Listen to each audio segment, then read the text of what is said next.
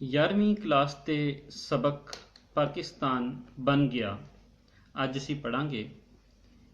ਇਹ ਡਾਕਟਰ ਮੁਹੰਮਦ ਬਾਕਰ ਹੋਰਾਂ ਦੇ ਨਾਵਲ ਹੱਠ ਵਿੱਚੋਂ ਲਿਆ ਗਿਆ ਇੱਕ ਟੁਕੜਾ ਹੈ।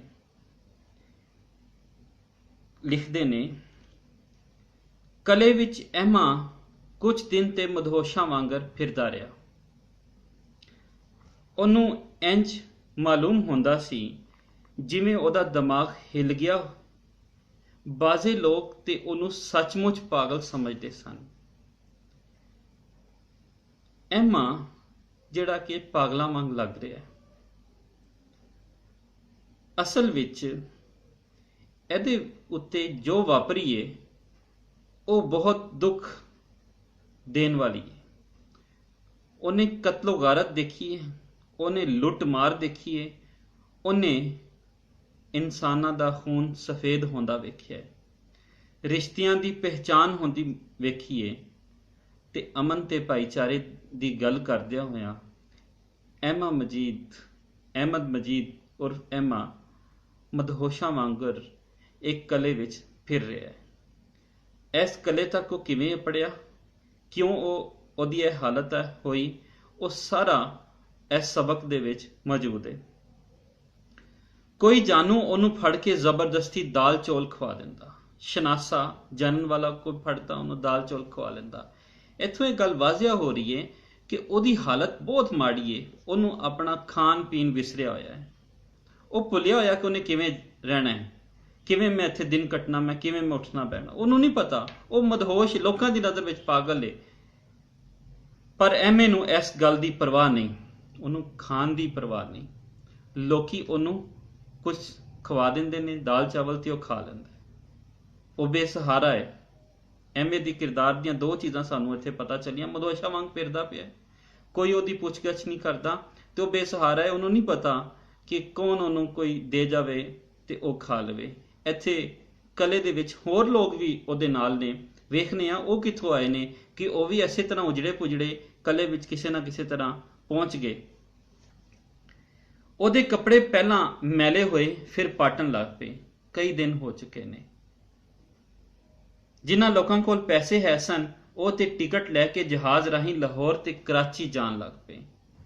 ਹੁਣ ਥੋੜਾ ਜਿਹਾ ਸਾਨੂੰ ਅੰਦਾਜ਼ਾ ਹੁੰਦਾ ਕਿ ਉਹ ਤੇ ਕੋਈ ਐਸੇ ਲੋਕ ਸਨ ਜਿਹੜੇ ਕਿ ਕਿਧਰੋਂ ਹੋਰ ਲੁੱਟੇ ਪੁੱਟੇ ਜਾਂ ਹਿਜਰਤ ਕਰਕੇ ਆਏ ਹੋਏ ਨੇ, ਤੇ ਉਹ ਆਪਣੇ ਇਸ ਇਲਾਕੇ ਨੂੰ, ਇਸ ਕਲੇ ਦੇ ਵਿੱਚ ਆ ਕੇ ਆਪਣੇ ਆਪ ਨੂੰ ਮਹਿਫੂਜ਼ ਸਮਝੀ ਬੈਠੇ ਨੇ, ਜਿੱਥੇ ਕੋਈ ਉਹਨੂੰ ਦਾਲ ਚਾਵਲ ਖਵਾ ਦਿੰਦਾ ਹੈ, ਤੇ ਪਰ ਉਹਦੇ ਜਿਹੜੇ ਕੱਪੜੇ ਨੇ ਉਹ ਫਟੇ ਪੁਰਾਣੇ ਨੇ ਤੇ ਮੈਲੇ ਕੁਚੈਲੇ ਨੇ। ਉਹ ਗਰੀਬ ਸੀ, ਉਹ ਮਾਤੜ ਸੀ, ਉਹਦੇ ਕੋਲ ਪੈਸੇ ਨਹੀਂ ਸਨ, ਨਹੀਂ ਤੇ ਉਹ ਵੀ ਟਿਕਟ ਲੈ ਕੇ ਲਾਹੌਰ ਜਾਂ ਕਰਾਚੀ ਪਹੁੰਚ ਜਾਂਦਾ। ਹੁਣ ਥੋੜਾ ਜਿਹਾ ਸਾਨੂੰ ਕਲੀਅਰ ਹੁੰਦਾ ਹੈ ਕਿ ਕੁਝ ਨਾ ਕੁਝ ਐਸਾ ਅਜਿਹਾ ਹੋਇਆ ਹੈ ਜਿਹਦੀ ਵਜ੍ਹਾ ਤੋਂ ਬਹੁਤ ਸਾਰੇ ਲੋਕਾਂ ਨੂੰ ਇੱਥੇ ਆਣਾ ਪੈ ਗਿਆ। ਇਹ ਲੋਕੀ ਕਿਉਂ ਆਏ, ਇਹਦੇ ਪਿੱਛੇ ਕੀ ਕਹਾਣੀ ਸੀ, ਉਹ ਜਿਵੇਂ ਜਿਵੇਂ ਅਸੀਂ ਸਬਕ ਪੜ੍ਹਦੇ ਜਾਵਾਂਗੇ ਸਾਨੂੰ ਕਲੀਅਰ ਹੁੰਦਾ ਜਾਏਗਾ। ਪਰ ਐਵੇਂ ਕੋਲ ਤੇ ਕੁਝ ਵੀ ਨਹੀਂ ਸੀ। ਉਹ ਆਪਣਾ ਟੱਬਰ ਕੁਹਾ ਕੇ ਯਾਨੀ ਜਿਨ ਖਤਮ ਕਰਵਾ ਕੇ, ਕਤਲ ਕਰਵਾ ਕੇ, ਸ਼ਹੀਦ ਕਰਵਾ ਕੇ, ਸਭ ਕੁਝ ਲਟਵਾ ਕੇ ਨੀਮ ਬੇਹੋਸ਼ੀ ਦੀ ਹਾਲਤ ਵਿੱਚ ਕਲੇ ਵਿੱਚ ਆ ਵੜਿਆ ਸੀ। ਉਹਦੀ ਹਾਲਤ ਨੀਮ ਬੇਹੋਸ਼ੀ, ਉਹ ਪੂਰੀ ਤਰ੍ਹਾਂ ਹੋਸ਼ 'ਚ ਨਹੀਂ। ਉਹਨੇ ਕੁਝ ਐਸੇ ਵਾਕਿਆਤ ਉਹਦੀ ਜ਼ਿੰਦਗੀ 'ਚ ਵਾਪਰ ਗਏ ਨੇ ਜਿਹਦੀ ਵਜ੍ਹਾ ਤੋਂ ਉਹ ਦੁੱਖ ਤੇ ਤਕਲੀਫ ਵਿੱਚ ਹੈ, ਪਰੇਸ਼ਾਨੀ ਵਿੱਚ ਹੈ। ਉਹਨੂੰ ਹੁਣ ਤਾਂਗ ਵੀ ਕੋਈ ਨਹੀਂ ਸੀ ਕਿ ਉਹਦਾ ਕੁਝ ਬਣਦਾ ਹੈ ਕਿ ਨਹੀਂ। ਤਾਂਗ ਇੰਤਜ਼ਾਰ, ਹੁਣ ਉਹਨੂੰ ਕੋਈ ਇੰਤਜ਼ਾਰ ਨਹੀਂ ਸੀ ਕਿ ਅਗਲਾ ਵੇਲਾ ਕੈਸਾ ਹੋਏਗਾ। ਨਫਸਿਆਤੀ ਤੌਰ ਤੇ ਉਹਦੀ ਜਿਵੇਂ ਅੰਦਰੋਂ ਮੌਤ ਹੋਣਾ ਸ਼ੁਰੂ ਹੋ ਗਈ ਹੈ, ਸਿਰਫ ਜਿਸਮ ਦੀ ਮੌਤ ਨਹੀਂ। ਉਹ ਟੁੱਟੇ ਹੋਏ ਛਿੱਤਰ ਪਾ ਕੇ ਸਾਰਾ ਦਿਨ ਕਲੇ ਵਿੱਚ ਫਿਰਦਾ ਰਹਿੰਦਾ। ਨਾ ਉਹ ਰਾਸ਼ਨ ਲੈਣ ਜਾਂਦਾ, ਰਾਸ਼ਨ ਖਾਣ ਪੀਣ ਦਾ ਸਮਾਨ, ਨਾ ਕਿਸੇ ਕੋਲੋਂ ਕੋਈ ਹੋਰ ਸ਼ੈ ਮੰਗਦਾ। ਉਹਦੇ ਜਾਨੂ ਕਦੀ ਕਦੀ ਉਹਦੇ ਨਾਲ ਹਮਦਰਦੀ ਕਰਦੇ ਹੋਏ ਆਖਦੇ, ਅਹਿਮਦ ਮਜੀਦ ਸਾਹਿਬ, ਤੁਸੀਂ ਆਪਣਾ ਰਾਸ਼ਨ ਤੇ ਲੈ ਲਿਆ ਕਰੋ। ਤੇ ਉਹ ਕੁਝ ਸੋਚ ਕੇ ਜਵਾਬ ਦਿੰਦਾ। ਉਹ ਕਿਸੇ ਹੋਰ ਸੋਚਾਂ 'ਚ ਸੀ। ਕਾਹਦੇ ਲਈ? ਅੱਗੋਂ ਸਵਾਲ ਕਰ, ਕਾਹਦੇ ਲਈ? ਆਪਣੇ ਖਾਣ ਪੀਣ ਲਈ। ਜਿਹਨੂੰ ਭੁੱਖ ਹੀ ਨਾ ਲੱਗੇ ਉਹਨੇ ਕੀ ਖਾਣਾ ਪੀਣਾ? ਆਖਿਰ ਬੰਦਾ ਬਸ਼ਰ ਹੈ ਨਾ, ਭੁੱਖ ਲੱਗ ਹੀ ਪੈਂਦੀ ਹੈ। ਪਤਾ ਨਹੀਂ ਮੇਰੀ ਭੁੱਖ ਕਿੱਥੇ ਟੁਰ ਗਈ ਏ, ਮੈਨੂੰ ਤੇ ਭੁੱਖ ਨਹੀਂ ਲੱਗਦੀ। ਐਮਾ ਵਿਚਾਰਾ ਜਿਹਾ ਹੋ ਕੇ ਜਵਾਬ ਦਿੰਦਾ ਹੈ ਕਿ ਉਹਨੂੰ ਨਹੀਂ ਪਤਾ, ਕਹਿੰਦਾ ਕਿ ਮੇਰੀ ਭੁੱਖ ਤੇ ਪਤਾ ਨਹੀਂ ਕਿਵੇਂ ਖਤਮ ਹੋ ਗਈ ਏ। ਇਹ ਕਹਿ ਕੇ ਐਮਾ ਅਗਾਂਹ ਲੱਗ ਜਾਂਦਾ ਤੇ ਲੋਕ ਗੱਲਾਂ ਕਰਦੇ। ਹੁਣ ਜਿਹੜੇ ਲੋਕ ਗੱਲਾਂ ਕਰਦੇ ਨੇ, ਉਹ ਗੱਲਾਂ ਦੇ ਨਾਲ ਉਹਦੇ ਕਿਰਦਾਰ ਦੀ ਕਾਫੀ ਚੀਜ਼ਾਂ ਸਾਡੇ ਸਾਹਮਣੇ ਆ ਜਾਂਦੀਆਂ ਨੇ। ਜਿਹਦਾ ਢਿੱਡ ਦੁੱਖਾਂ ਨਾਲ ਭਰਿਆ ਹੋਵੇ, ਉਹਨੂੰ ਕੀ ਭੁੱਖ ਲੱਗਣੀ। ਇਹ ਦੁੱਖ, ਇਹ ਤਕਲੀਫ ਅੰਦਰ ਹੀ ਅੰਦਰ ਇਨਸਾਨ ਨੂੰ ਖਾਈ ਜਾ ਰਿਹਾ। ਉਹ ਦੁੱਖ ਤਕਲੀਫ ਜਿਹੜੇ ਉਹਨੇ ਆਪਣੇ ਉੱਤੇ ਜੜੇ ਨੇ, ਉਹ ਇੰਨੇ ਨੇ ਕਿ ਉਹ ਉਹਨੂੰ ਨੀਂਦ ਬੇਹੋਸ਼ ਕਰ ਦਿੱਤੇ ਨੇ। ਉਹਨੂੰ ਖਾਣ ਪੀਣ ਦੀ ਹੋਸ਼ ਨਹੀਂ ਰਹੀ। ਐਮਾ ਬਹੁਤ ਹੀ ਆਪਣੀ ਲਾਸ਼ ਨੂੰ ਚੁੱਕੀ ਫਿਰਦਾ ਹੈ, ਜੀਵਨ ਦੀ ਲਾਸ਼ ਨੂੰ। ਵੇਖੋ, ਸੁੱਕ ਕੇ ਤੀਲਾ ਹੋ ਗਿਆ ਹੈ, ਕੋਈ ਦਮ ਦਾ ਮਹਿਮਾਨ ਹੈ। ਕੋਈ ਲੋਕ ਇਹਨਾਂ ਜੇ ਸਮਝਦੇ ਨੇ ਜਿਵੇਂ ਇਹਨੇ ਕਿਸੇ ਲਮਹੇ ਵੀ ਮਰ ਜਾਣਾ, ਮਿਟ ਜਾਣਾ, ਖਤਮ ਹੋ ਜਾਣਾ ਹੈ। ਪਰ ਹੈ ਬੜੀ ਹੱਠ ਵਾਲਾ, ਹੱਠ ਵਾਲਾ, ਹਿੰਮਤ ਵਾਲਾ। ਹੱਠ ਕਿਹਨੂੰ ਕਹਿੰਦੇ ਨੇ? ਹਿੰਮਤ ਨੂੰ, ਪੂਰੇ ਪੱਕੇ ਇਰਾਦੇ ਕਰਨ ਵਾਲੇ ਨੂੰ। ਇਸ ਨਾਵਲ ਦਾ ਨਾਮ ਵੀ ਹੱਠ ਹੈ, ਜਿਹਦਾ ਇੱਕ ਫਿਕਰਾ ਬਹੁਤ ਜ਼ਿਆਦਾ ਤਾਕਤਵਰ ਹੈ ਕਿ ਹਯਾਤੀ ਗੁਜ਼ਾਰਨ ਲਈ ਬਹੁਤ ਜ਼ਿਆਦਾ ਸਾਨੂੰ ਜਿਗਰਾ ਚਾਹੀਦਾ ਹੈ। ਹਯਾਤੀ ਗੁਜ਼ਾਰਨ ਲਈ ਜਿਗਰਾ ਚਾਹੀਦਾ ਹੈ। ਜੇ ਸਾਡੇ ਕੋਲ ਹਯਾਤੀ ਗੁਜ਼ਾਰਨ ਲਈ ਜਿਗਰਾ ਨਹੀਂ ਹੈ ਤੇ ਫਿਰ ਕੁਛ ਨਹੀਂ ਹੈ। ਸੁਭਾਅ ਵਿੱਚ ਹੌਸਲਾ ਤੇ ਸਬਰ ਨਾ ਹੋਵੇ ਤੇ ਗੱਲ ਨਹੀਂ ਬਣਦੀ। ਕਹਿੰਦਾ ਗੱਲ ਨਹੀਂ ਬਣਦੀ ਜੇ ਸੁਭਾਅ ਵਿੱਚ ਸਬਰ ਨਾ ਹੋਵੇ, ਹੌਸਲਾ ਨਾ ਹੋਵੇ, ਹਿੰਮਤ ਸਭ ਤੋਂ ਪਹਿਲੇ, ਬਰਦਾਸ਼ਤ ਸਭ ਤੋਂ ਪਹਿਲੇ।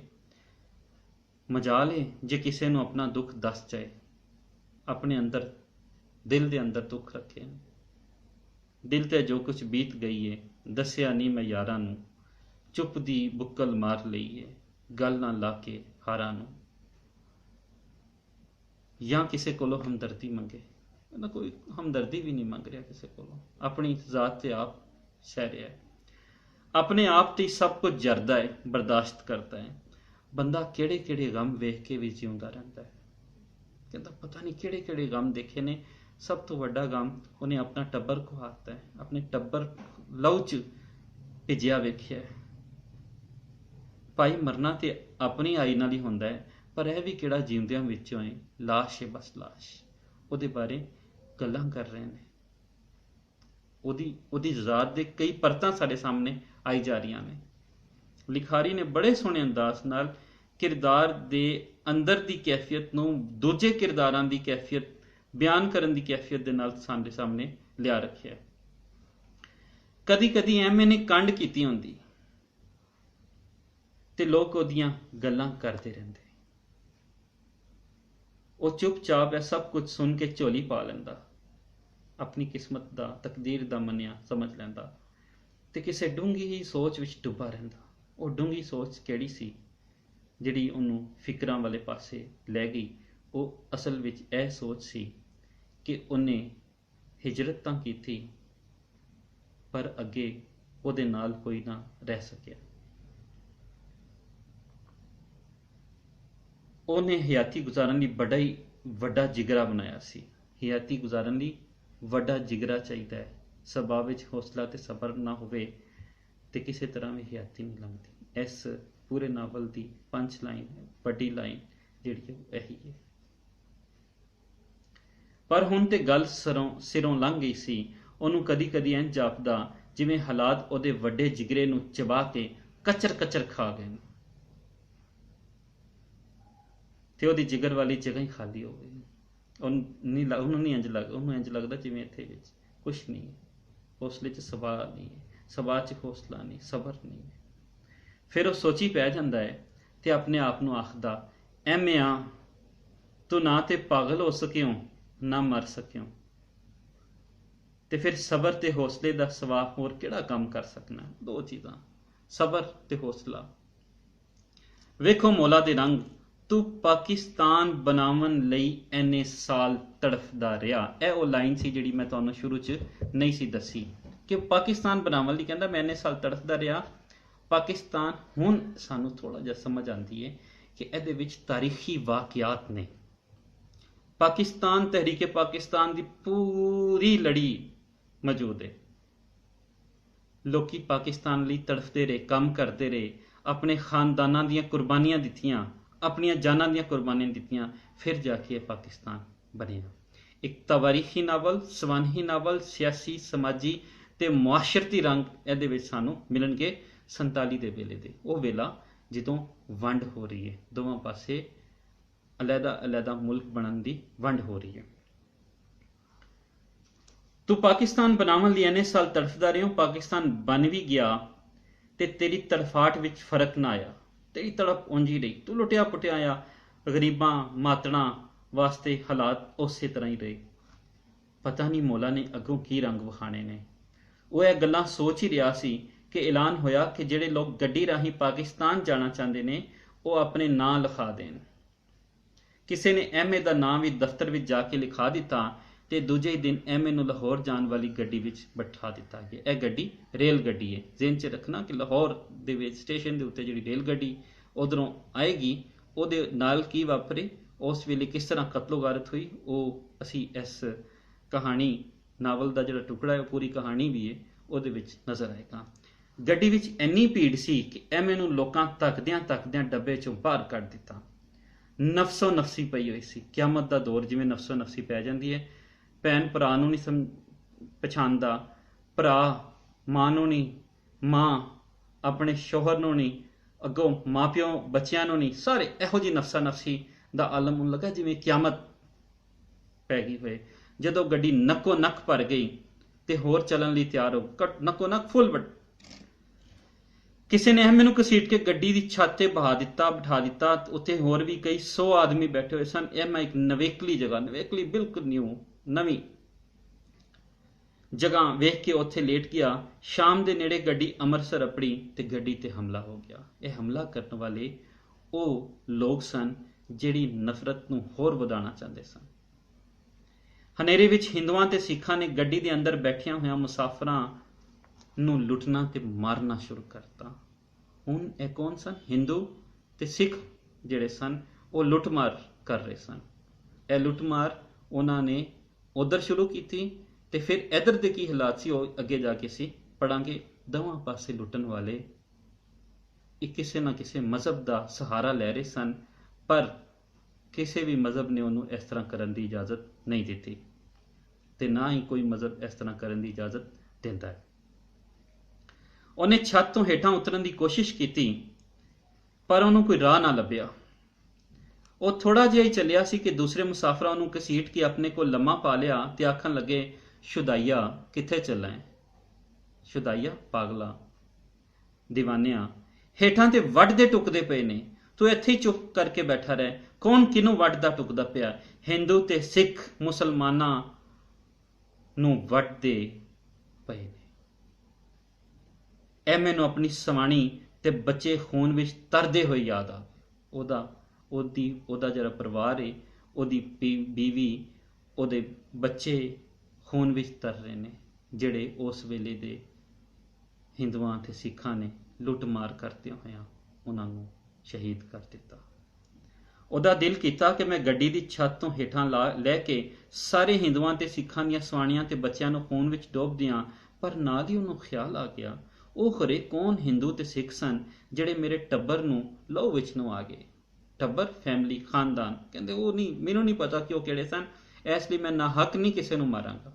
ਐਸੇ ਵੀ ਲੋਕ ਸਨ ਜਿਹੜੇ ਸੋਚ ਰਹੇ ਸਨ ਕਿ ਮੈਂ ਨਾ ਹੱਕ ਨਹੀਂ ਕਿਸੇ ਨੂੰ ਮਾਰਨਾ, ਪਰ ਐਸੇ ਵੀ ਸਨ ਜਿਹੜੇ ਮਜ਼ਹਬ ਦੇ ਨਾਂ ਤੇ ਮਾਰ ਰਹੇ ਸਨ, ਕਤਲੋਗਾਰਤ ਕਰ ਰਹੇ ਸਨ, ਲੁੱਟਮਾਰ ਕਰ ਰਹੇ ਸਨ, ਉਹ ਜ਼ੇਵਰ ਖੋ ਰਹੇ ਸਨ, ਉਹ ਇੱਜ਼ਤਾਂ ਲੁੱਟ ਰਹੇ ਸਨ। ਐਸੇ ਵੀ ਲੋਕ ਸਨ। ਇੱਥੇ ਤੇ ਸ਼ਾਇਦ ਉਹਨਾਂ ਵਿੱਚੋਂ ਕੋਈ ਵੀ ਨਹੀਂ। ਮੈਨੂੰ ਤਾਂ ਹਮੇਸ਼ਾ ਇਹੋ ਹੀ ਦੱਸਿਆ ਗਿਆ ਹੈ ਭਈ ਇਨਸਾਫ ਕਰਨਾ ਚਾਹੀਦਾ। ਤੇ ਇਹ ਕਾਹਦਾ ਇਨਸਾਫ ਹੋਇਆ? ਜੇ ਮਾਰਨ ਵਾਲੇ ਤੇ ਰਹਿ ਜਾਣ ਤੇ ਮੈਂ ਇੱਥੇ ਅੰਮ੍ਰਿਤਸਰ ਵਿੱਚ ਦੂਜਿਆਂ ਨੂੰ ਮਾਰਨ ਲੱਗ ਪਵਾਂ। ਫਿਰ ਇੱਕ ਹੋਰ ਔਖਤ ਵੀ ਸੀ, ਉਹਦੇ ਕੋਲ ਹੈ ਹੀ ਕੀ ਚੀਜ਼ ਸੀ ਜਿਹਦੇ ਨਾਲ ਉਹ ਕਿਸੇ ਨੂੰ ਮਾਰ ਸਕਦਾ? ਉਹਦੇ ਕੋਲ ਕੋਈ ਹਥਿਆਰ ਨਹੀਂ ਸੀ, ਕੋਈ ਔਜ਼ਾਰ ਨਹੀਂ ਸੀ, ਇਸ ਲਈ ਉਹ ਚੁੱਪ ਕਰ ਗਿਆ। ਇਹ ਸੋਚ ਕੇ ਉਹ ਫਿਰ ਛੱਤ ਤੇ ਲੰਮਾ ਪੈ ਗਿਆ, ਗੱਡੀ ਦੀ ਛੱਤ ਤੇ, ਰੇਲ ਗੱਡੀ। ਹੋਰ ਲੋਕ ਸਹਿਮੇ ਹੋਏ ਚੁੱਪ ਸਨ। ਐਵੇਂ ਨੂੰ ਉਹਦੀਆਂ ਸੋਚਾਂ ਨੇ ਚੁੱਪ ਕਰਾਇਆ ਹੋਇਆ ਸੀ। ਗੱਡੀ ਅੰਮ੍ਰਿਤਸਰ ਸਾਰੀ ਰਾਤ ਖਲੋਤੀ ਰਹੀ। ਪਤਾ ਨਹੀਂ ਕੀ ਵਜ੍ਹਾ ਸੀ। ਪਹਿਲੇ ਐਵੇਂ ਨੂੰ ਜ਼ਖਮੀਆਂ ਦੀਆਂ ਚੀਕਾਂ ਤੇ ਕੁੱਕਾਂ, ਆਹੋ ਪੁਕਾਰ, ਫਰਿਆਦ ਸੁਣਾਈ ਦਿੰਦੀਆਂ ਰਹੀਆਂ। ਫਿਰ ਹੌਲੀ ਹੌਲੀ ਬੇਹੋਸ਼ੀ ਜਾਂ ਮੌਤ ਨੇ ਸਭ ਦੇ ਗਲੇ ਘੁੱਟ ਦਿੱਤੇ, ਸਭ ਖਤਮ ਹੁੰਦੇ ਜਾ ਰਹੇ। ਐਮਾ ਸੋਣਾ ਚਾਹੁੰਦਾ ਸੀ, ਪਰ ਅੱਜ ਦੀ ਰਾਤ ਨੀਂਦਰ ਕਿਧਰੇ ਨਸ ਗਈ ਸੀ। ਉਹ ਸੋਚਣ ਲੱਗ ਪਿਆ, ਪਤਾ ਨਹੀਂ ਗੱਡੀ ਪਾਕਿਸਤਾਨ ਕਦੋਂ ਅਪੜੇਗੀ ਵੀ ਜਾਂ ਨਹੀਂ।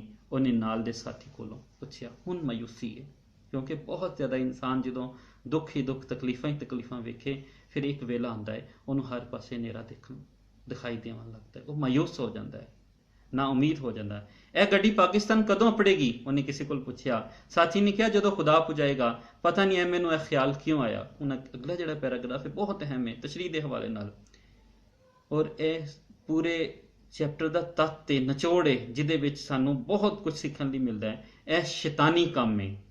ਪੈਰਾਗ੍ਰਾਫ ਸ਼ੁਰੂ ਹੁੰਦਾ ਹੈ, ਇਹ ਸ਼ੈਤਾਨੀ ਕੰਮ ਹੈ। ਜਦੋਂ ਖਲਕਤ ਦੇ ਦਿਲ ਵਿੱਚੋਂ ਖੁਦਾ ਦਾ ਤਰਸ ਮੁੱਕ ਜੇ, ਖਲਕਤ ਦੁਨੀਆ ਇਨਸਾਨ ਬਣੇ ਹੋਏ, ਖੁਦਾ ਦਾ ਤਰਸ ਮੁੱਕ ਜਾਏ, ਉਦੋਂ ਸ਼ੈਤਾਨ ਦੀ ਚੜ੍ਹ ਮੱਚ ਜਾਂਦੀ। ਸ਼ੈਤਾਨ ਫਿਰ ਆਪਣੇ ਅਰੂਜ ਤੇ ਆ ਜਾਂਦਾ, ਫਿਰ ਸ਼ੈਤਾਨ ਆਪਣੇ ਕੰਮ ਕਰਦਾ ਹੈ। ਕੀ ਕਹਿੰਦਾ ਹੈ? ਉਹ ਫਿਰ ਨਫ਼ਰਤ ਬਣ ਕੇ ਲੋਕਾਂ ਦੇ ਦਿਲਾਂ ਵਿੱਚ ਵੜ ਜਾਂਦਾ ਹੈ। ਉਹ ਅਜਿਹਾ ਵੜਦਾ ਹੈ ਕਿ ਉਹ ਫਿਰ ਕਦੀ ਨਿਕਲ ਨਹੀਂ ਸਕਦਾ। ਉਹ ਨਸਲ ਦਾ ਨਸਲ ਚੱਲਦਾ ਰਹਿੰਦਾ ਹੈ। ਕਦੀ ਉਹ ਮੁਸਲਮਾਨਾਂ ਕੋਲੋਂ ਹਿੰਦੂਆਂ ਸਿੱਖਾਂ ਦੇ ਗਲੇ ਕਟਵਾਉਂਦਾ ਹੈ, ਤੇ ਕਦੀ ਹਿੰਦੂਆਂ ਸਿੱਖਾਂ ਕੋਲੋਂ ਮੁਸਲਮਾਨਾਂ ਦੀਆਂ ਜੜ੍ਹਾਂ ਪਟਵਾਉਂਦਾ ਹੈ। ਦੋਵਾਂ ਪਾਸੇ ਹੀ ਲੁੱਟਮਾਰ ਸ਼ੁਰੂ ਹੋ ਜਾਂਦੀ ਹੈ। ਤੇ ਕਦੀ ਉਹ ਮੁਸਲਮਾਨਾਂ ਕੋਲੋਂ ਮੁਸਲਮਾਨਾਂ ਨੂੰ ਹੀ ਮਰਵਾਣਾ, ਫਿਰ ਕਦੀ ਜ਼ਰੂਰੀ ਨਹੀਂ ਹੈ ਕਿ ਇੱਕ ਦੂਜੇ ਮਜ਼ਹਬ ਵਾਲਿਆਂ ਨੂੰ ਮਾਰੇ, ਆਪਸੀ ਵੀ ਮਾਰਨ ਤੇ ਆ ਜਾਂਦੇ ਨੇ।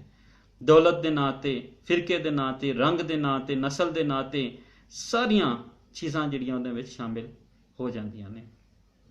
ਸ਼ੈਤਾਨ ਦੀਆਂ ਅਜੀਬ ਅਜੀਬ ਖੇਡਾਂ ਨੇ। ਖੁਦਾ ਦੀ ਖੇਡ ਸਭ ਮਖਲੂਕ ਨੂੰ ਸਾਫ਼ ਨਜ਼ਰ ਆਉਂਦੀ। ਸ਼ੈਤਾਨ ਦੀ ਖੇਡ ਨੂੰ ਅੱਜ ਤੱਕ ਕੋਈ ਨਹੀਂ ਸਮਝ ਸਕਿਆ। ਰਹਿਮਾਨ ਦੀ ਖੇਡ ਨੂੰ ਸਮਝਿਆ ਜਾ ਸਕਦਾ ਹੈ, ਸ਼ੈਤਾਨ ਦੀ ਖੇਡ ਅਗਲੇ ਕਿਸੇ ਲਮਹੇ, ਕਿਸੇ ਪਲ ਵੀ ਤੁਹਾਨੂੰ ਕਿਸੇ ਪਾਸੇ ਹੀ ਲੈ ਜਾਏ। ਬੰਦਿਆ, ਤੇਰਾ ਦਿਲ ਮੋਮਨ ਹੈ, ਇਸ ਲਈ ਤੂੰ ਆਪਣਾ ਬਾਲ ਬੱਚਾ ਕਹਾ ਕੇ ਵੀ ਕਿਸੇ ਹਿੰਦੂ ਸਿੱਖ ਦੇ ਬਾਲ ਨੂੰ ਉਂਗਲੀ ਨਹੀਂ ਲਾਣਾ ਚਾਹਤਾ। ਇਹ ਉਹਦੇ ਅੰਦਰ ਐਵੇਂ ਦੇ ਅੰਦਰ ਦਾ ਮੋਮਨ ਬੋਲ ਰਿਹਾ ਹੈ। ਐਸੀ ਇਨਸਾਨੀਅਤ ਪ੍ਰਸਤ ਜਿਹੜਾ ਹੈ ਉਹ ਬੰਦਾ ਬੋਲ ਰਿਹਾ ਹੈ। ਪਾਕਿਸਤਾਨ ਵਿੱਚ ਤੇ ਅਸੀਂ ਸਾਰੇ ਮੋਮਨ ਹੋਵਾਂਗੇ, ਉੱਥੇ ਤੇ ਕੋਈ ਕਿਸੇ ਨੂੰ ਆਜ਼ਾਰ ਨਹੀਂ ਪਹੁੰਚਾਏਗਾ। ਆਜ਼ਾਰ, ਤਕਲੀਫ, ਪਰੇਸ਼ਾਨੀ, ਕਹਿੰਦਾ ਉੱਥੇ ਤੇ ਕੋਈ ਨਹੀਂ ਹੋਏਗਾ। ਇਹ ਉਹ ਉਮੀਦ ਸੀ ਜਿਹੜੀ ਸਾਨੂੰ ਵੱਖ ਕਰਨਾ ਚਾਹੁੰਦੀ ਸੀ। ਪਰ ਇਹ ਉਮੀਦ 1947 ਤੋਂ ਬਾਅਦ ਇੱਕਦਮ ਉਦੋਂ ਖਤਮ ਹੋ ਗਈ ਜਦੋਂ ਲੁੱਟਮਾਰ ਕਰਨ ਵਾਲੇ ਫਿਰ ਵੱਧਦੇ ਚਲੇ ਗਏ। ਉਹਦੇ ਅੰਦਰਲਾ ਐਮਾ ਜ਼ੋਰ ਲਾ ਕੇ ਕਹਿਣਾ ਚਾਹੁੰਦਾ ਸੀ, ਪਾਕਿਸਤਾਨ ਦਾ ਮਤਲਬ ਕਿਆ, ਲਾ ਇਲਾਹਾ ਇल्लल्लाह। ਪਰ ਇਹ ਲਫ਼ਜ਼ ਉਹਦੇ ਬੁੱਲਾਂ ਤੇ ਆ ਕੇ ਸੁੱਕ ਜਾਂਦੇ ਸਨ। ਗੱਡੀ ਹੁਣ ਚੱਲ ਪਈ ਸੀ ਤੇ ਹੌਲੀ ਹੌਲੀ ਅੰਮ੍ਰਿਤਸਰ ਦੇ ਸਟੇਸ਼ਨ ਤੋਂ ਬਾਹਰ ਨਿਕਲ ਆਈ। ਗੱਡੀ ਰਾਹ ਵਿੱਚ ਰੁਕ ਕੇ ਹਨੇਰੇ ਮੂੰਹ ਲਾਹੌਰ ਅਪੜ ਗਈ। ਸਟੇਸ਼ਨ ਤੇ ਬੜਾ ਹਨੇਰਾ ਸੀ। ਮੁਸਾਫਿਰ ਛੱਤਾਂ ਤੋਂ ਹੇਠਾਂ ਉਤਰਨ ਲੱਗ ਪਏ। ਐਮਾ ਵੀ ਅਮਲਕ ਛੱਤ ਤੋਂ ਹੇਠਾਂ ਉਤਰ ਆਇਆ, ਹੌਲੀ ਜਿਹੀ ਆਰਾਮ ਨਾਲ। ਉਹ ਪਾਕਿਸਤਾਨ ਅਪੜ ਗਿਆ ਸੀ। ਉਹਦਾ ਬੜਾ ਦਿਲ ਕਰਦਾ ਸੀ ਕਿ ਉਹ ਨਾਰਾ ਮਾਰੇ, ਪਾਕਿਸਤਾਨ ਜ਼ਿੰਦਾਬਾਦ। ਪਰ ਫਿਰ ਲਫ਼ਜ਼ ਵੀ ਉਹਦੇ ਬੁੱਲਾਂ ਤੇ ਆ ਕੇ ਐਵੇਂ ਸੁੱਕ ਗਏ ਜਿਵੇਂ ਰਾਤੀ ਲਾ ਇਲਾਹਾ ਇल्लल्लाह ਦੇ ਲਫ਼ਜ਼ ਉਹਦੇ ਗਲੇ ਵਿੱਚ ਫਸ ਗਏ ਸਨ। ਡੱਬਿਆਂ ਦੇ ਅੱਗੋਂ ਲੰਘਦਾ ਹੋਇਆ ਪਲੇਟਫਾਰਮ ਤੇ ਟੁਰਨ ਲੱਗ ਪਿਆ। ਡੱਬਿਆਂ ਚੋਂ ਬੂਹਿਆਂ ਤੱਕ ਖੂਨ ਵਹਿੰਦਾ ਪਿਆ ਸੀ। ਲੁੱਟ ਮਾਰ, ਕਤਲੋ ਗਾਰਤ। ਇਨਸਾਨ ਨੂੰ ਮਾਰ ਰਿਹਾ ਸੀ। ਇਨਸਾਨ ਵਹਿਸ਼ੀ ਹੋ ਗਿਆ ਸੀ। ਇਨਸਾਨ ਦੇ ਅੰਦਰ ਦਾ ਜਾਨਵਰ ਜਿਹੜਾ ਹੈ ਉਹ ਅੰਗੜਾਈਆਂ ਲੈ ਰਿਹਾ ਸੀ। ਲੋਕ ਮੁਰਦਿਆਂ ਤੇ ਜ਼ਖਮੀਆਂ ਨੂੰ ਡੱਬਿਆਂ ਚੋਂ ਕੱਢਦੇ ਪਏ ਸਨ। ਸਿਰਫ ਛੱਤ ਵਾਲੇ ਮੁਸਾਫਰ ਹੀ ਬਚੇ ਸਨ, ਬਾਕੀ ਜ਼ਖਮੀ ਹੋ ਗਏ ਸਨ ਜਾਂ ਕਤਲ। ਐਮਾ ਟੁਰਦਾ ਟੁਰਦਾ ਪਲੇਟਫਾਰਮ ਦੇ ਸਿਰੇ ਤੱਕ ਅਪੜ ਗਿਆ। ਉਹਨੂੰ ਕੋਈ ਪਤਾ ਨਹੀਂ ਸੀ ਹੁਣ ਉਹਨੇ ਕਿੱਥੇ ਜਾਣਾ ਹੈ। ਐਮਾ ਕਈ ਪਾਕਿਸਤਾਨੀ ਅਜੇ ਉਸ ਟਾਈਮ ਐਸੇ ਹਾਲਤ ਵਿੱਚ ਸਨ। ਇਹ ਇਕੱਲੇ ਐਮਏ ਦੀ ਨਹੀਂ, ਇਹ ਇਨਫਰਾਦੀ ਨਹੀਂ ਬਲਕਿ ਇਜਤਮਾਈ ਕਹਾਣੀ ਬਣ ਜਾਂਦੀ। ਬਹੁਤ ਜ਼ਿਆਦਾ ਲੁੱਟਮਾਰ ਜਿਹੜੀ ਹੋ ਗਈ। ਉਹ ਵਿਚਾਰੇ ਲੁੱਟੇ ਪੁੱਟੇ ਮੁਸਾਫਰ ਜਦੋਂ ਆਏ, ਇਹ ਜ਼ਿਆਦਾਤਰ ਜਿਹੜੀ ਹੈ ਤਕਸੀਮ ਪੰਜਾਬ ਦੀ ਤਕਸੀਮ ਹੋਈ। ਰੈੱਡ ਕਲਿਫ ਨੇ ਪੰਜਾਬ ਨੂੰ ਦੋ ਹਿੱਸਿਆਂ ਵਿੱਚ ਵੰਡ ਦਿੱਤਾ। ਜਿਹੜੇ ਇਲਾਕੇ ਇੰਡੀਆ ਦੇ ਵਿੱਚ ਸਨ, ਉੱਥੇ ਮੁਸਲਮਾਨ ਰਹਿੰਦੇ ਸਨ, ਉਹ ਇੱਧਰ ਆਉਂਦਿਆਂ ਹੋਏ ਮਾਰੇ ਗਏ। ਜਿਹੜੇ ਇਹਨਾਂ ਇਲਾਕਿਆਂ ਵਿੱਚ ਸਿੱਖ ਤੇ ਹਿੰਦੂ ਰਹਿੰਦੇ ਸਨ, ਉਹ ਉੱਧਰ ਜਾਂਦਿਆਂ ਹੋਇਆਂ ਮਾਰੇ ਗਏ। ਉਹ ਕਤਲੋ ਗਾਰਤ, ਉਹ ਲੁੱਟਮਾਰ ਪੰਜਾਬ ਅੰਦਰ ਹੋਈ ਕਿ ਸਾਰੇ ਪਾਸੇ ਲਹੂ ਲਹੂ ਹੋ ਗਿਆ। ਇਸੇ ਲਈ ਤੇ ਅਮਰਤਾ ਪ੍ਰੀਤਮ ਨੂੰ ਆਖਣਾ ਪਿਆ ਗਿਆ, ਅੱਜ ਆਖਾਂ ਵਾਰਸ ਸ਼ਾਹ ਨੂੰ ਕਿਤੇ ਕਬਰਾਂ ਵਿੱਚੋਂ ਬੋਲ, ਇੱਕ ਰੋਈ ਸੀ ਧੀ ਪੰਜਾਬ ਦੀ, ਤੂੰ ਲਿਖ ਲਿਖ ਮਾਰੇ ਵੈਨ, ਅੱਜ ਲੱਖਾਂ ਧੀਆਂ ਰੋਂਦੀਆਂ ਤੈਨੂੰ ਵਾਰਿਸ ਸ਼ਾਹ ਨੂੰ ਕਹਿਣ। ਉੱਠ ਦਰਦਮੰਦਾਂ ਦਿਆ ਦਰਦੀਆ, ਉੱਠ ਤੱਕ ਆਪਣਾ ਪੰਜਾਬ, ਅੱਜ ਲਹੂ ਚ ਅੱਜ ਬੇਲੇ ਲਾਸ਼ਾਂ ਵਿਛੀਆਂ, ਅੱਜ ਲਹੂ ਭਰਿਆ ਚਨਾਬ, ਲਹੂ ਭਰਿਆ ਚਨਾਬ, ਦੋਵਾਂ ਪਾਸੇ ਲਹੂ ਹੀ ਲਹੂ ਸਨ। ਪਲੇਟਫਾਰਮ ਦੇ ਮੁੱਕ ਜਾਣ ਨਾਲ ਹੀ ਉਹਨੂੰ ਇੰਝ ਜਾਪਿਆ ਜਿਵੇਂ ਉਹ ਜ਼ਿੰਦਗੀ ਦੀ ਇੱਕ ਨਵੀਂ ਮੰਜ਼ਿਲ ਤੇ ਅਪੜ ਗਿਆ ਹੋਵੇ, ਪਰ ਇਸ ਮੰਜ਼ਿਲ ਤੇ ਠਹਿਰਨ ਦੀ ਵੀ ਕੋਈ ਜਗ੍ਹਾ ਨਹੀਂ ਸੀ। ਉਹ हैरान होकर प्लेटफॉर्म के सिरे ते खलो गया। आवागत फौरन किसी ने फौरन आंदे हुए, मिस्टर अहमदजीत ये आप हैं? भाई ये क्या हालत बना रखी है और यहाँ क्या कर रहे हैं? एमए के सामने एमए का हाई स्कूल का एक जमाती खलोता होया सी। एमए ने ਉਹਦਾ ਨਾਂ याद करने की कोशिश की, पर चेते ने ਉਹਦਾ साथ ना दिता। याददाश्त ਉਹਦੇ ਨਾਲ नहीं, जिन्हें लहू वेखिया होवे, जिन्हें अपने प्यारिਆਂ ਦੀਆਂ कटियां ਹੋਈਆਂ गर्दनां वेखियां होण, जिन्हां ने जिस्मां दे हिस्से टुकड़े टुकड़े होंदे वेखे होण, ਉਹਨਾਂ ਨੂੰ ਕਿੱਥੇ ਯਾਦ ਰਹਿਣੀਆਂ ਹੋਰ ਗੱਲਾਂ। ਉਹਨਾਂ ਨੇ ਉਹ ਦੁਖਾਂਤ ਹੀ ਨਹੀਂ ਕਦੀ ਭੁੱਲਣਾ। ਉਹ ਹੈਰਾਨ ਹੋ ਕੇ ਉਹਦੇ ਵੱਲ ਵੇਖਦਾ ਪਿਆ ਸੀ। ਜਮਾਤੀ ਨੇ ਨੂੰ ਸਮਝ ਆ ਗਈ ਭਈ ਐਵੇਂ ਨੇ ਉਹਨੂੰ ਪਛਾਣ ਤੇ ਲਿਆ ਏ, ਪਰ ਉਹਦਾ ਨਾਂ ਯਾਦ नहीं ਪਿਆਂਦਾ। जमाती ने आख्या, मजीद साहिब मैं रफ़ी हूँ जो 9वीं 10वीं में आपके साथ में पार्टीशन से पहले बॉम्बे में था। अब बाल बच्चों समेत यहाँ आ गया हूँ। मेरे खुसर ने फसादात के दौरान ही मुझे यहाँ बुला लिया था। उन्होंने एक खाली कोठी मुझे दिला दी है। मैं मुंबई में जहाज़ों की कंपनी में हेड क्लर्क था। यहाँ उन्होंने मुझे राशनिंग कंट्रोलर लगवा दिया है। पाकिस्तान बन गया, हम बड़े मज़े में हैं। खुदा ने बड़ी मेहरबानी की है। अब बताओ यहाँ क्या कर रहे हो? एमा बड़ी देर तक रफ़ी वल वेखदा रहा। पाकिस्तान बन गया है, ए लोग बड़े मज़े विच ने, खुदा ने बड़ी मेहरबानी की है। वो सोची पै गया, पर ਇਹ ਸਾਰੀਆਂ ਗੱਲਾਂ ਸ਼ਾਇਦ ਉਹਦੇ ਲਈ ਠੀਕ ਨਹੀਂ ਸਨ। ਉਹਦੀਆਂ ਅੱਖਾਂ ਪਿਛਲੇ ਪਾਸਿਓਂ ਦੂਰ ਕਿਧਰੇ ਦਿੱਲੀ ਦੀਆਂ ਸੜਕਾਂ ਤੇ ਲਾਲ ਨਿਸ਼ਾਨ ਲੱਗੀ ਹੋਈ ਕੋਠੀ ਨੂੰ ਪਈਆਂ ਵੇਖਦੀਆਂ ਸਨ। ਇਹ ਲਾਲ ਨਿਸ਼ਾਨ ਲੱਗੀ ਕੋਠੀ ਉਹਦੀ ਆਪਣੀ ਕੋਠੀ ਸੀ, ਉਹਦਾ ਆਪਣਾ ਘਰ ਸੀ, ਜਿਹਦੇ ਵਿੱਚ ਇੱਕ ਬੇਗਨਾ ਔਰਤ ਤੇ 2 ਮਾਸੂਮ ਬਾਲ ਖੂਨ ਵਿੱਚ ਤੜਫਦੇ ਪਏ ਸਨ। ਇਹ ਉਹਦੇ ਆਪਣੇ ਬਾਲ ਸਨ ਤੇ ਉਹਦੀ ਆਪਣੀ ਬੀਵੀ ਸੀ। ਫਿਰ ਰਾਤ ਦੇ ਹਨੇਰੇ ਵਿੱਚ ਇਹਨਾਂ ਬੇਕਸਾਂ ਬੇਸਹਾਰਾਂ ਤੇ ਲਾਸ਼ਾਂ ਨੂੰ ਟੋਇਆਂ ਵਿੱਚ ਸੁੱਟ ਦਿੱਤਾ ਤੇ ਫਿਰ ਕਲੇ ਦਾ ਕਾਕੂ ਰੋਲਾ, ਚੀਹੋ ਪੁਕਾਰ, ਆਹੋ ਪੁਕਾਰ। ਚੌਲ ਤੇ ਦਾਲ ਲੈਣ ਲਈ ਲੋਕ ਹਰ ਰੋਜ਼ ਹੱਥਾਂ ਵਿੱਚ ਠੂਠੇ ਫੜ ਕੇ ਨਿਕਲਦੇ। ਮੰਗਤਿਆਂ ਵਾਲੀ ਹਾਲਤ। ਕਰੋੜਪਤੀ ਉਹ ਕੱਖਪਤੀ ਬਣ ਗਿਆ। ਜਿਹੜਾ ਕੱਖਪਤੀ ਸੀ ਉਹ ਕਰੋੜਪਤੀ ਬਣ ਗਿਆ। ਲੋਕਾਂ ਨੇ ਆ ਕੇ ਕਬਜ਼ੇ ਕੀਤੇ। ਇੱਥੋਂ ਉਧਰ ਜਾ ਕੇ ਕਬਜ਼ੇ ਹੋਏ। ਦੋਵਾਂ ਪਾਸੇ ਲੁੱਟਮਾਰ ਪੈ ਗਈ। ਬਾਜ਼ੀਆਂ ਦੇ ਠੂਠਿਆਂ ਵਿੱਚ ਕੁਝ ਪੈ ਜਾਂਦਾ। ਬਾਜ਼ੇ ਖਾਲੀ ਠੂਠੇ ਵਾਪਸ ਲਿਆ ਕੇ ਨੀਲੇ ਅਸਮਾਨ ਵੱਲ ਵੇਖਦੇ ਰਹਿੰਦੇ। ਐਮਾ ਹੈਰਾਨ ਹੋ ਕੇ ਚਿੱਤਰਾਂ ਨੂੰ ਘਸੀਟਦਾ, ਕਲੇ ਦੇ ਉੱਚੀ ਨੀਵੀਂ ਜ਼ਮੀਨ ਤੇ ਆਪਣੀ ਜਿਉਂਦੀ ਲਾਸ਼ ਨੂੰ ਘਸੀਟਦਾ ਫਿਰਦਾ। ਰਫੀ ਨੇ ਯਕਾਯਕ ਅਹਿਮੇ ਨੂੰ ਮੁੰਡਿਓਂ ਫੜ ਕੇ ਝਟਕਾ ਦਿੱਤਾ। ਉਹ ਆਪਣੀਆਂ ਯਾਦਾਂ ਵਿੱਚ, ਨੋਸਟੈਲਜੀਆ ਵਿੱਚ ਗਵਾਚ ਗਿਆ ਸੀ। ਉਹ ਆਪਣੇ ਮਾਜ਼ੀ ਵਿੱਚ ਗਵਾਚ ਗਿਆ ਸੀ। ਨੋਸਟੈਲਜੀਆ ਆਖਦੇ ਨੇ ਮਾਜ਼ੀ 'ਚ ਗਵਾਚ ਜਾਣਾ। ਦੋਸਤ ਬੋਲਤੇ ਕਿਉਂ ਨਹੀਂ? ਐਮਏ ਨੇ ਹਟਕੋਰਾ ਲਿਆ ਤੇ ਕਹਿਣ ਲੱਗਾ, ਮੈਂ ਇਸ ਗੱਡੀ ਤੋਂ ਉਤਰਿਆ ਹਾਂ।